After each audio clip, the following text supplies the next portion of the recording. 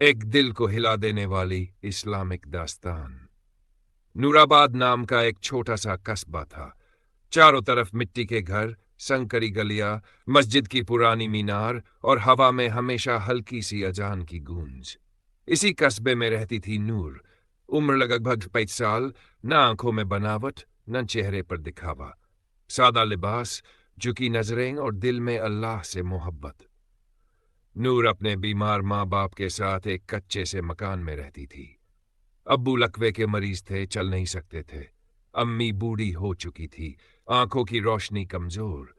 घर चलाने की पूरी जिम्मेदारी नूर पर थी। हर सुबह वह फजर से पहले उठती, वुजू करती, 2 रकात तहज्जुद पढ़ती और सिर्फ इतना कहती, ए अल्लाह, मेरे माँ बाप को सुकून देना और मुझे सब्र देना। रोजगार की तलाश नूर पास के घरों में सिलाई करने जाती। दिन भर मशीन चलाती, हाथों में छाले पड़ जाते। एक दिन सिलाई से लौटते हुए उसने देखा, रास्ते में एक छोटा सा बच्चा रो रहा था। नूर रुकी। बच्चा बोला, बीबी, मुझे भूख लगी है। नूर की जेब में उस दिन सिर्फ 20 रुपये थे। यही पैसे लेकर वह घर के लिए आटा लेने वाली थी। उसने पल भर माँ बाप की हालत सोची, फिर बच्चे की सूरत देखी। नूर मुस्कुराई और सारे पैसे बच्चे को दे दिए। घर लौटते वक्त खाली हाथ थी, लेकिन दिल भरा हुआ।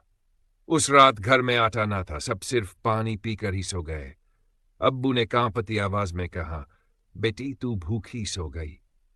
नूर मुस्कुरा दी, अब्बू, रब ने तो दिल भर दिया है, पेट भी भर जाएगा। रहस्यमयी मुलाकात। कुछ दिन बाद नूर सिलाई से लौट रही थी कि रास्ते में एक बुजुर्ग फकीर मिले।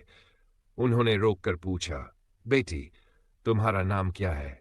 नूर। नूर तो रोशनी होता है, मगर तुम्हारी आंखों में उदासी क्यों चमकती है? नूर चुप रही। फकीर ने जेब से एक छोटा सा कागज निकाल कर दिया।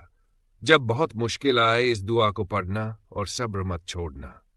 दुआ ये थी, हस्बुनल्लाहु व निमल वकील। तूफान का दिन। एक रात जोरदार बारिश हुई। कच्ची दीवारें गिर गईं, छत टपकने लगी। बारिश में नूर माँ बाप को संभालती रही, खुद भीगती रही। सुबह हुई तो घर रहने लायक नहीं बचा था। मोहल्ले वाले तमाशा देखने आ गए, मगर मदद को कोई आगे न बढ़ा।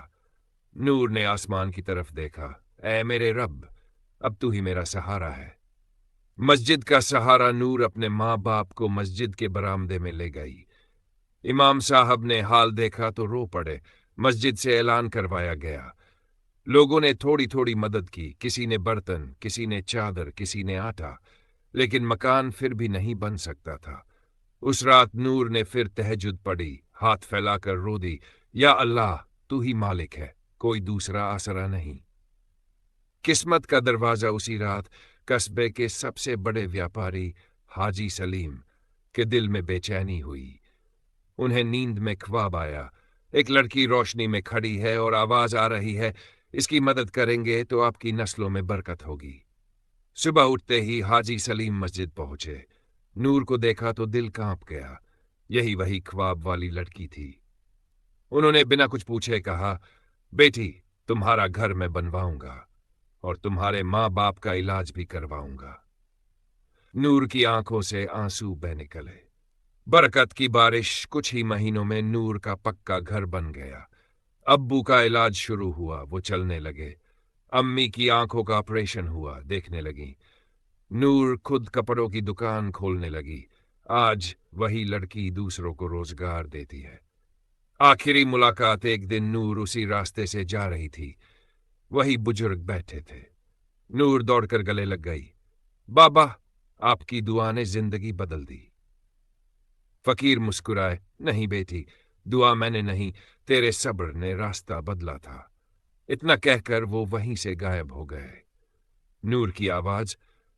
नूर ने उसी दिन अपने दिल से कहा, जो मुश्किल में सब्र करता है, अल्लाह उसके लिए वो दरवाजे खोलता है जिन्हें इंसान सोच भी नहीं सकता। कहानी का पैगाम, सब्र सबसे बड़ी इबादत है। नेकी कभी जाया नहीं जाती। अल्लाह देर करता है, इनकार नहीं, दर्द के बाद रोशनी जरूर आती है। अगर आप चाहें तो मैं अगली बार ये सब भी बना दूं।